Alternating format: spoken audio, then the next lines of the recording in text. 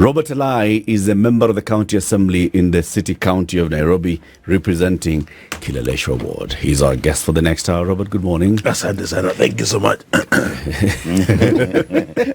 Nasikia bana unaweza kuwatch kumbe nilikuwa nikiteseka bana showmax.com 500 bob. Yes. I'll go and try to you know I think on your phone and on your tablet. That's the point. Wherever you are. I like that gadget, Robert. The remarkable too. It's very handy. It's a lovely one. The iPad has a lot of distractions. This one is just a notebook. This is a notebook. Just a notebook. Pure and simple. Nothing. A notebook. Okay. Good one. Karibu sana to the show. Asante sana. City will welcome you with the day's proverb. This week the proverbs are from the Republic of Malawi. Okay. Robert, who's the president of Malawi? I've lost track. Don't worry. Just take a stab at it. Buruburu for a time. Huh? He taught in Buruburu at the East African School of Theology, East. Oh. Yes. Chi. That's right. You're the right path. The guy who wangs. That guy. You're getting closer. Anyway, I forgot his name. Doctor. Is a biblical name. Biblical name. La. He's very religious. He was a friend of Jesus. I don't trust him like the previous, the immediate former Senegal president. He was very smooth, a very good orator, and baada ya kumaliza term yake, he was almost bringing in problems in handing over power. Almost is the keyword here. Almost. Okay. Lazarus Chakwera. That's the name you're looking for. You knew there was a ch somewhere. That's the Chakwera. But even his VP has a ch. The VP is called Chilima.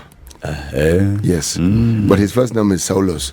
I was at pains to explain to my brother here, just because there's an S, it doesn't mean it's a plural. It's just one person. But his name is Saulos.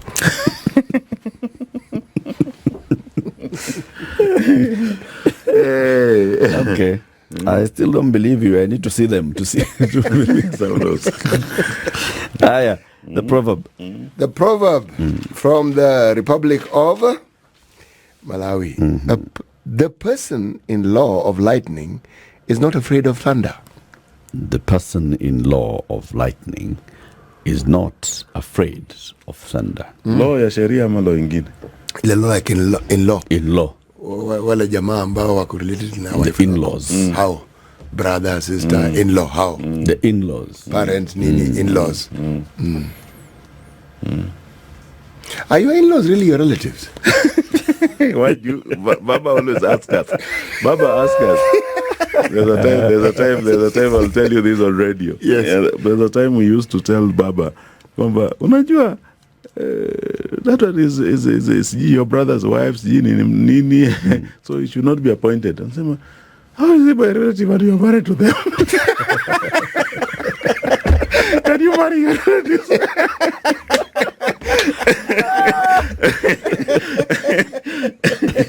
I just remember that your in-laws are not my relatives.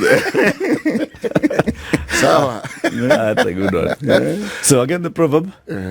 The person-in-law of lightning is not afraid of thunder. Yes. Interpretation of that? I think, we are going back to relatives. Are you related to thunder? If you're related to thunder, you can never be its family.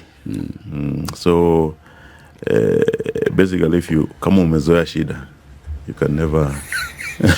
Huwezi kuogopa shida kwa umezoea shida. Huwezi kuogopa njaa. That's why you cannot force somebody who has survived flooding on the riparian land to move. You can't tell them move to a safer ground. You see, it had to come to bulldozers, which is very depressing, but they can't. Hawezi kuogopa shida. They're living a day at a time. Haoni shida ni nini. Also, when you're campaigning, you walk in those slums, and sometimes you walk behind the houses. You see how kids have relieved themselves in very bad places. You see waterborne diseases, you see cholera, you see defecation, you see all those things. Anakwambia wewe unakomplainia hiyo kwamba watoto wangu wameenda choo vibaya, lakini mimi naona walishiba. Perspectives, man. You remember the Slum Upgrade project ya baba? Yep. Ya Kibra. moving people from the Mabati houses to the NHC, the UN Habitat partnerships. When people were moved there, they were paying 3.5 million shillings over a period of time. I think 15 or 20 years. They're paying 2,000 bob, per month or so. But at the end, waliona kwamba I'm going to pay only 3.5. Wacha niuzia mtu 5 million hii nyumba niende nipate kitu. The moment they got that money, they didn't realize that 3.5 walifaa kupatia gava. They were seeing 5 million. Wanaona 5 million. 3.5 patia gava, uko na 1.5. Ukiongeza one wife, unarudi shida. Unarudi to a bigger problem. You're going to start even lower. Umezoea shida. You know the problem of kuzoea shida.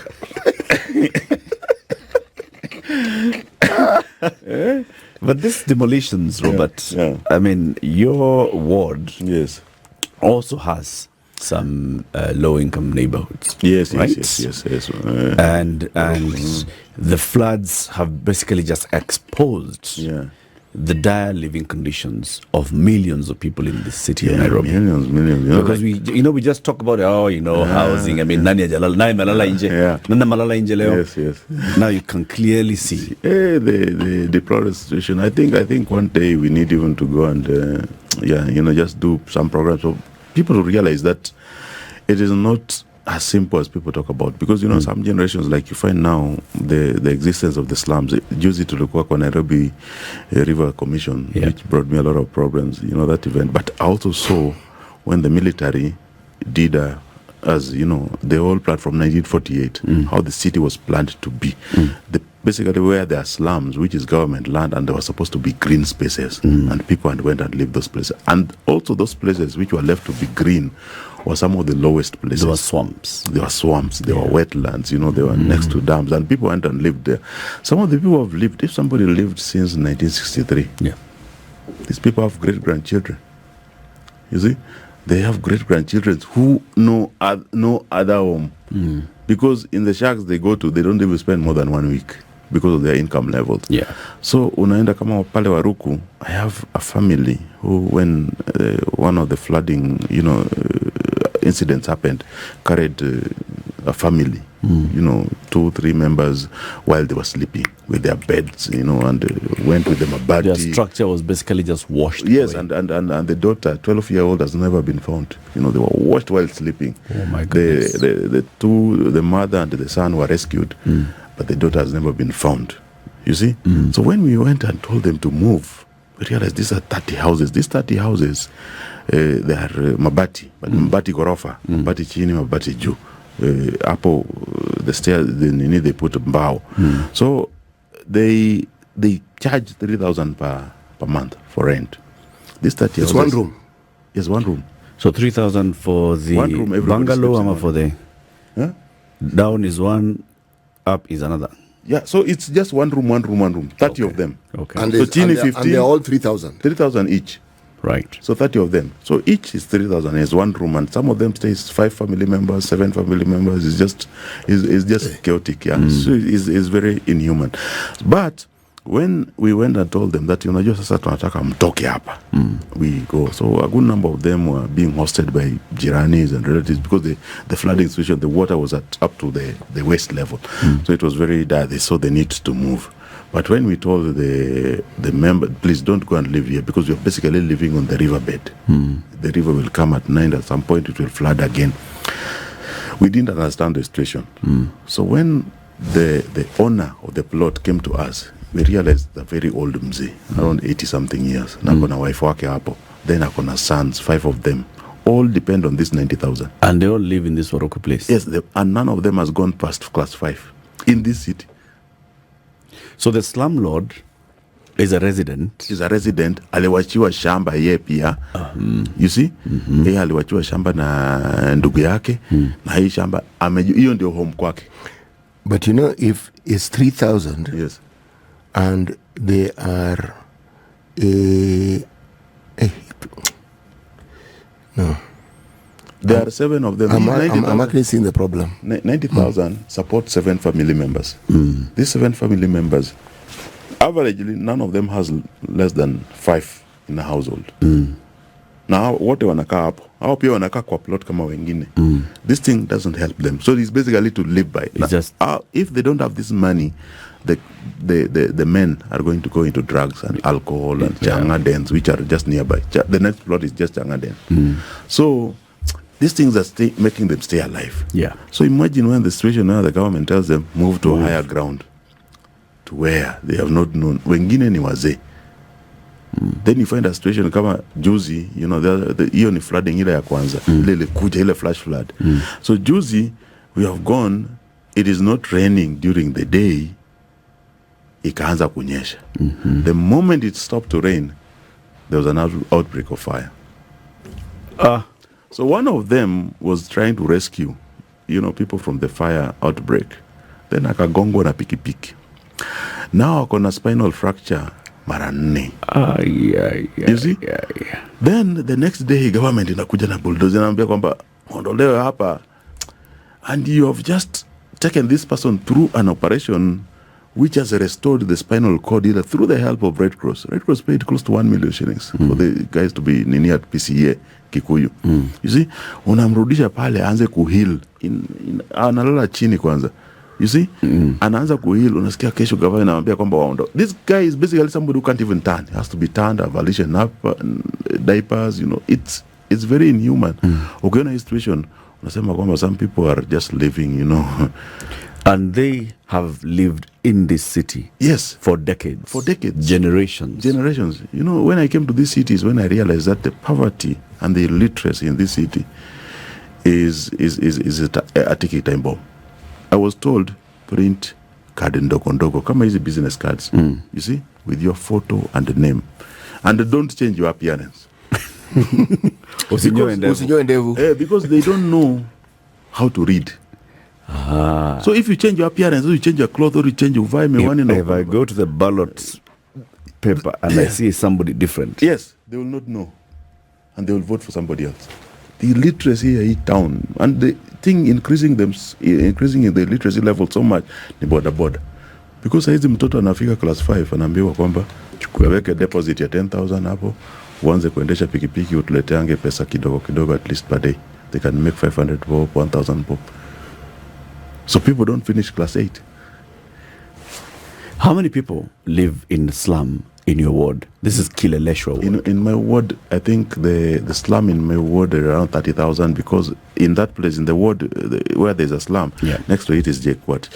Jekwat is the biggest polling station I have, with around 8,000 voters. So 8,000 voters. Na hii slum, unajua ni 1 kilometer by 1 kilometer. You see? 1 kilometer by 1. What's that slum called? It's Waruku. Waruku in near Kangemi. You see, so that area, people live. So when there was a fire outbreak, it just affected the 32 households. It was so bad at night, where you say, "Oh, where have all these people come from?" But we realized we have been living into a very densely populated They've area. just all been in that 1 kilometer square. Yes, and you could see next to Lavington Mall, you can see the number of people getting to town through that route. If you are next to Quickmart Wayakiwe, just go there in the morning or in the evening. Just see the traffic. Watch the number of people walking. Yes, walking to Westlands. You know, people along Wayakiwe, Westlands, and alafu najua barabara tumejenga, we didn't pay attention to the human being. Yeah. So basically, people are surviving. Actually walking on the road itself. Yes, walking on the road because there are no footpaths there. You know, it's good that we started this conversation this way, because for many of the people who watch and listen to us every day, people are blind to the suffering of people in urban areas. Yeah. People are blind to the suffering of people in Nairobi, because now you think, okay, sasa ukiangalia Nairobi, I mean, it's a capital city, it's the biggest, it's the biggest economy in the country, it's big this and the other. And then when you hear Kibera, you're like, okay, Kibera, just a few, just Kibera, and then you just assume that this is where the slum is. And you don't even quantify it in numbers. But if you think about the population of 5 million people in Nairobi, and then you think that half of that, if not more, live in these conditions that we're talking about, then it's not just a ticking time bomb. This thing is counting down to 00. Yeah.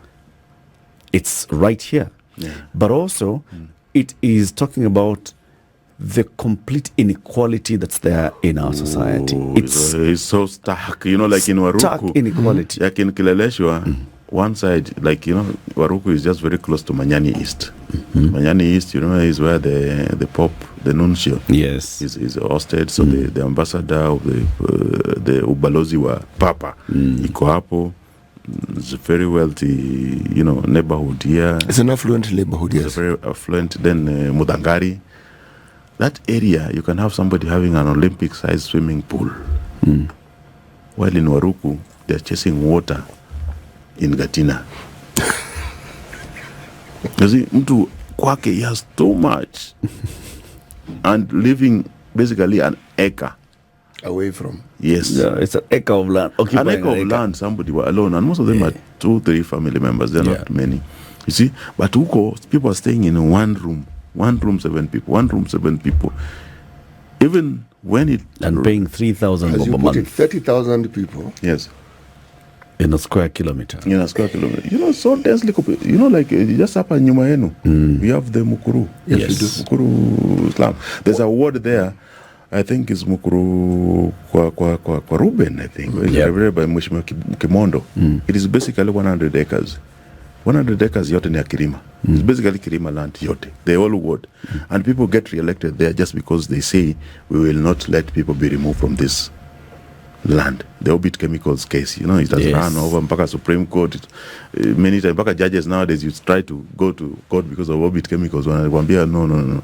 I think you're abusing the court process. Yeah, it's this thing too has much. been ruled that ni Chandaria. Chandaria land. You see? So, and basically you see that all. And now, Juzi, the government went to hospital ward. And removed people along the river. 2 rivers there, I think they make a triangle. Remove people along the river. Basically, a ward has been wiped out. I think it's remaining 1/3 of the ward. Because it was basically people living along the river and densely populated. So most of the people, if you move them, tell them move away, they're moving to other wards. Because a ward like Madare North is very small. Hospital ward is very small. Huruma, very small. The only thing is that 30,000 people per square kilometer. I think the natural, if you check on the KNBS statistics, Madari has up to 40, 50. It's so densely populated, and this is what worries me about the urban planning in this city, because it dehumanizes people when people live like this. You remember even the colonialist, the low-income houses in Uru Estate, Maringo, Mbotela. There was space. There was proper space. There's a standard living space. Unasema kwamba a human being must live this way. That's when you are human. When you live in a worse situation than this, you become an animal. And that's why they don't see beyond a day. When violence breaks out, they can easily kill somebody because only a day beyond, living a day at a time. So I think that's what worries me about. But something, Mheshimiwa, the alarming thing is some of these slums that we speak of, literally all affluent neighborhoods. Yes. Find a slum, find an affluent neighborhood. All of them. Now that is something that those who live in those areas, because many of the people who live in those areas are also decision makers, it's something you should consider.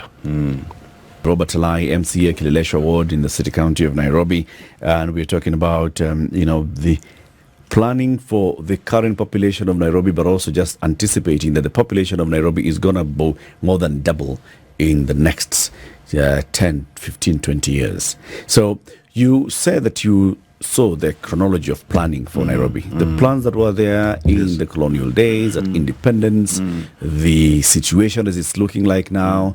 You've seen the repair plans, and the plan that has come now with the help of the Japanese government. Is there any reprieve that we can actually get to a Nairobi that's better planned for its residents?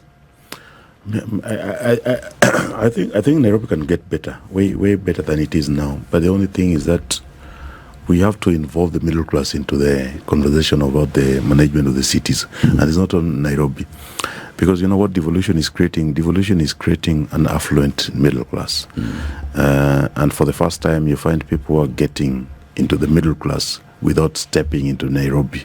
So we are creating other Nairobis elsewhere, 47 of them, if not more. And my worry is that the middle class is not interested in politics, and it's not their mistake. The Kenyan politics is too dirty for a formal engagement. It's not very comfortable. Sometimes you even tell people that, we want to, deal with this bill, or, we want to pass this budget. Can you contribute as part of the public participation? How you structured the public participation, they cannot participate. Because maybe it's in the slum, like Dagoretti North, we do it in the Muslim primary school every time. And now we try to change it when we change the law so that even you can submit your views through Zoom. The county executive does not provide that. So it never happens. When we say that you provide email, they say that the internet connection. So it seems like these plans, every plans, even a budget, is formed, is crafted with a mentality that it should pass the way it is. And they don't want to hear the views of the people. You don't want the input of the people who are supposed to be affected by the same. So I believe that the middle class, if we find a way of ensuring that the middle class is part of the political process, especially in the cities will be governed better. I told you a situation where we get elected, but our people are too intimidated to talk. Because the political party is very powerful there. You see, one call from State House, all the UDA MCAs will align. One call from Chungwa House, nobody will have an independent thought there.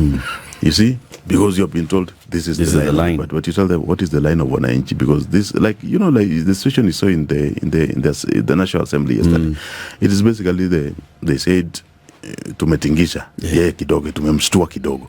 Sasa tumwache sasa tusimtoe. So basically it was the majority side saving their person, because all the committees you'll form, the majority will have more members. Almost 3/4 of the members will be from the majority side.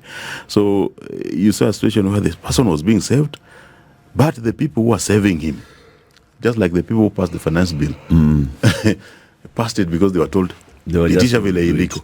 But this one, you're saving him while you know very well that you're representing, and mostly the Central Kenya and the Rift Valley, where the majority side comes from mostly.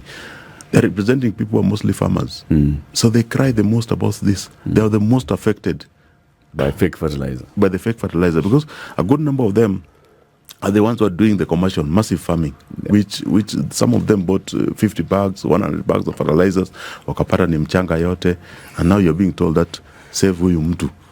You see, it's a very bad situation we find ourselves in. So when you say the middle class should get more involved, yes, and that will solve many problems that we see, for example, in Nairobi, what do you mean? I mean that what kind of involvement would you like from the middle class? The election, who do you elect? First, let's start with the MC and the governor. Who do you elect? Does he have the patience and then the experience to analyze a budget? We elect the middle class. No. You're not. The MCA, you'll find at 3, 4, 5 of us. Yeah. We are 124. A good number of them, they are matatu conductors, matatu drivers, newspaper vendors, thugs. Thugs form a very huge bit, because the slums, which are so many in Nairobi, from Kibra, hakuna vile utachagua mtu Kibra who was not the gang leader there. So basically, if I go to Kibra today, if I go to vie in Kibra constituency as an MP, and I go to the slum area to campaign, if I start saying that I'll make roads, I'll affect some people's businesses there. People will decampaign.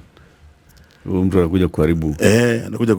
when you're smart, you don't talk about some of these things. Right. So most of us go, because we don't use data, we go and campaign on this, we don't get elected. So the only person who gets elected is the person who comes from there. Who understands that. And the person who comes there is a person who protects them. Like today, if the president or the opposition leader wants to go into Kawangware, he will call one person called Franco. Franco basically control all the boys there. Now, Kiamua could shut down that slum, he will shut down the slum.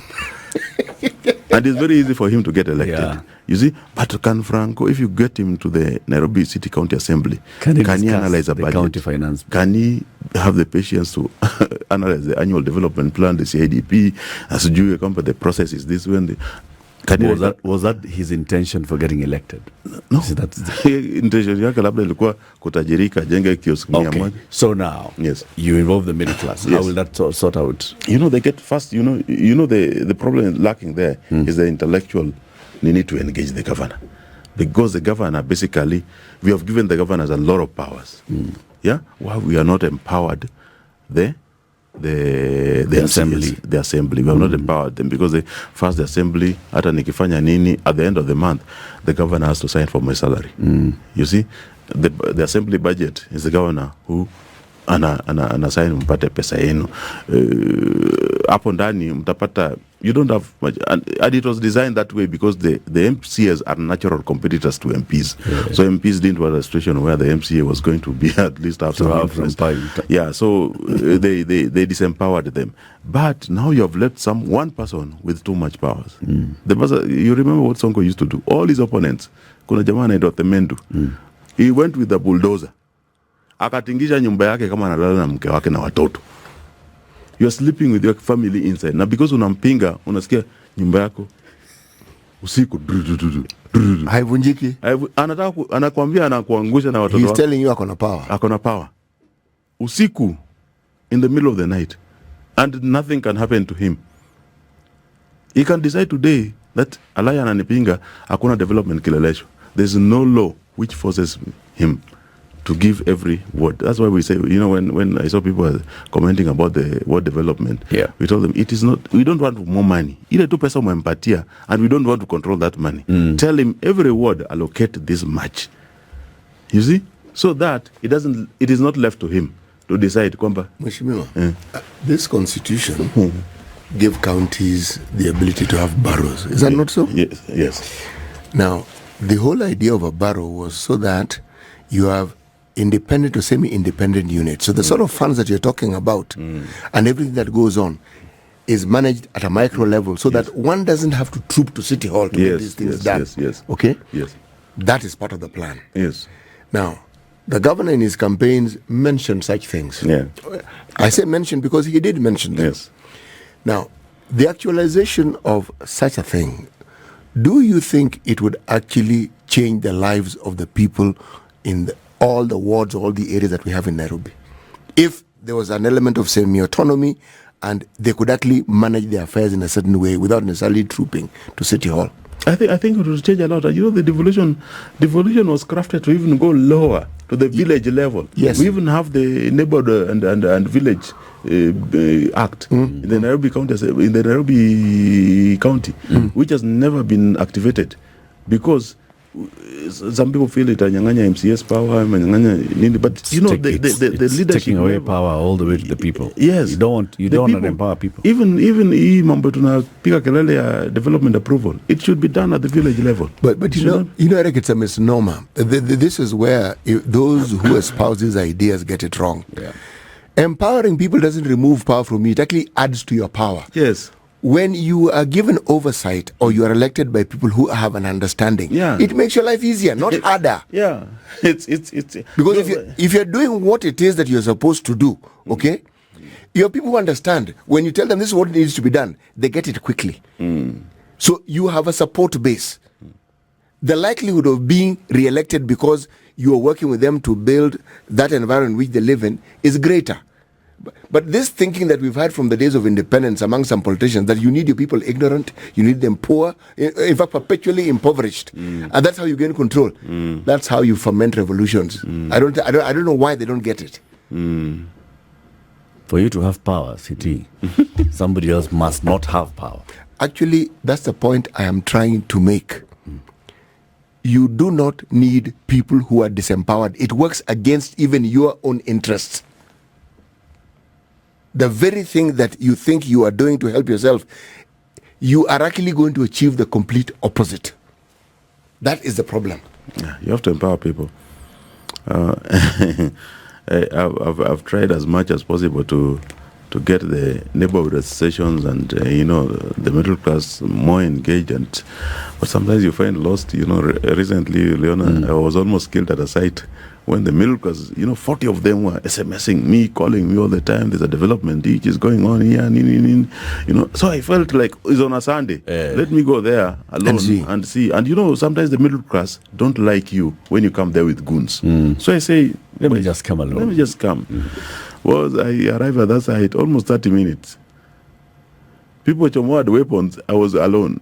And the people complaining are looking at you. From the window. From the windows. They're filming from... They're filming. And you know that. And they're sharing. And, so I said, what is this now? When they called me the second time, I just told them, Bana, me, I cannot be dealing with this problem. When you call, you complain. Now the person frames it. The moment they chase you from the site, and then they address the press, they say, huyu anataka tumbo yake. Because where are the people complaining? Hawako hapo, huyu jirani yangu, tunasalamiana vizuri, hajai niambia kwamba pendi hii kitu. It is a lie. A lie. So, you are so portrayed. So, a building is coming which is going to affect them. You tell them even this building, it might be within the zoning limits. But the problem is that it's built beacon to beacon. When you're going to expand this road, what is going to happen? They complain, and some of them are engineers, some are lawyers. You tell them, it's you to side yet a pro bono 22. Nobody wants to do that. Nobody wants to do Why? Why do you think that? Are they afraid? I think greed permeated part of our society in such a way that we don't, it's everybody for himself. And people always think that I'll always move elsewhere. Because people don't realize the chaos moves with you.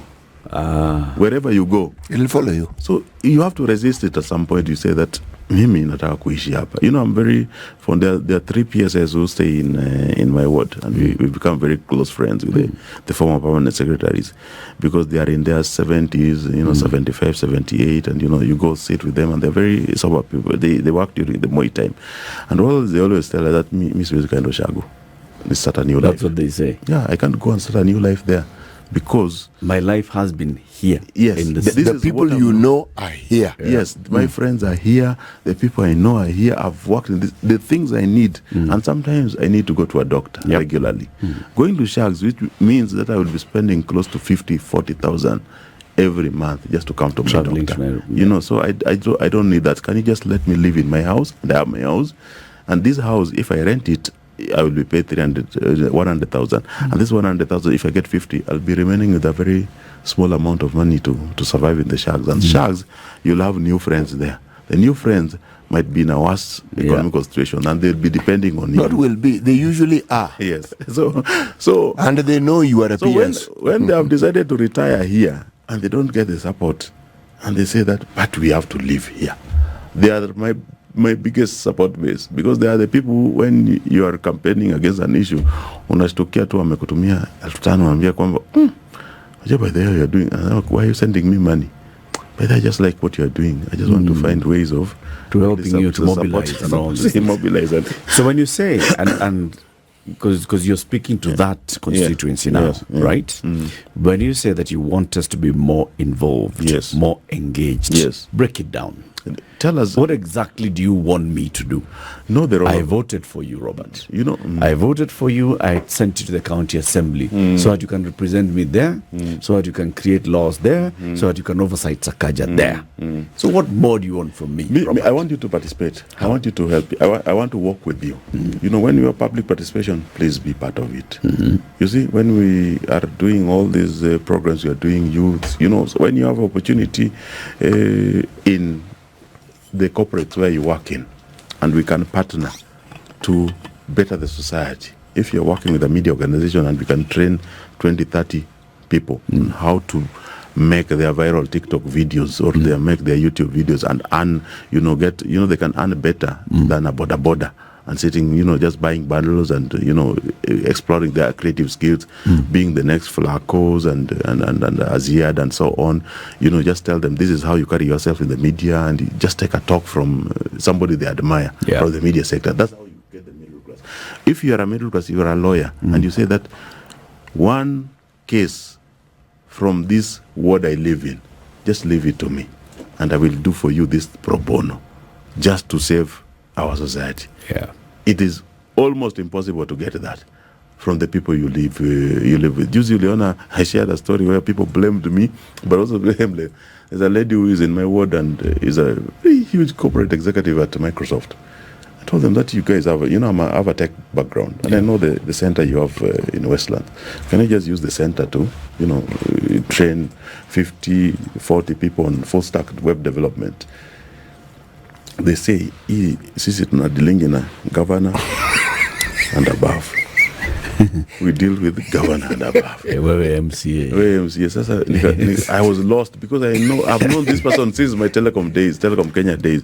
So juicy, when alikuwa na mafuriko, the flooding, the whole house was filled up to almost the windows.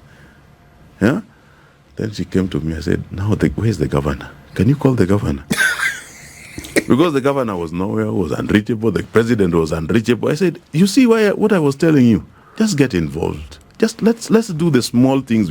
And it's not much by the way. Imagine kwangu, ward yangu niko na BMW, niko na Inchcape, niko na Toyota Kenya, niko na Safaricom, niko na Java. If I just all that is in your ward. In fact, I did a result before becoming MCA in 2021. I did a survey. The profit they made, the listed companies with a presence in my ward, the profit they made is over 200 billion Kenya shillings. Imagine if they just took 0.5% of their profits for CSR, but they put it in one of their banks and they say this one will lend to Mama Mboga. But since Mama Mboga, you know how the politics, you partner with politicians, you know how the politics work, is that in the villages, in the slums, they know each other. So if I want to get people from Kawangware, I use the mobilizers. And the mobilizers knows every mobilizer knows 500 people, 500 households, You see? And these mobilizers are very powerful. If you use this same structure to insulate them and to give them these benefits, I think you'll run a very smaller loss than this hustler fund they are doing, which is going direct to, and is being lent to, from government to the consumer directly.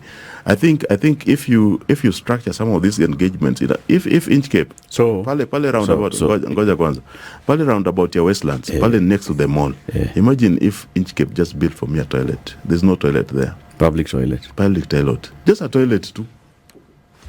You beg them there, lakini sio ni kazi ya county, lakini najua ni kazi ya county. But they're not even the landlords. This county, yeah? They're not even the landlords. I mean, how would they start building a toilet? It's just part of the community. Corporate partnership. All right, but who's the landlord? It's not for their building. Yes. I'm not looking for their. You want a public land. I'm not looking for. No. I'm not. You want a toilet. There's land. You want public toilet. There's a land. Okay. I'm just looking for You're somebody. You're saying that area can't lack public land. Of course it cannot lack public land. But you cannot just start constructing something on public land. That's I get you all the approvals. That's where now I say. Have you done that? I've gotten. Have you done that? Have you? Yes. I think this is where now the linkages are lacking in terms of. So you need vision in the assembly, vision in the executive, and then just lobby and rally people. Yeah. If you lobby and rally people, there's even the Nairobi Central Business District Association. Remember earlier, nowadays they're called something different. It's not SBD. Business community or something. I don't know. Yeah, it lag. I don't know the chairman now.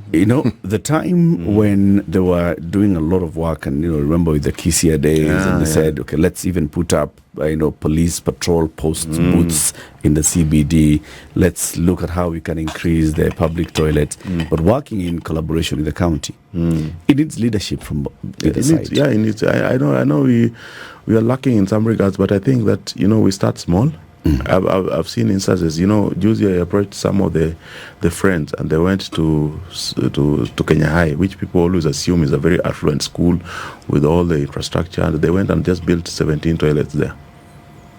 You don't know how much those guys appreciate that somebody came here and built for them toilets. When I told some people that I looked for the alumni of Kileleshwa Primary School, and I got some 2 architects.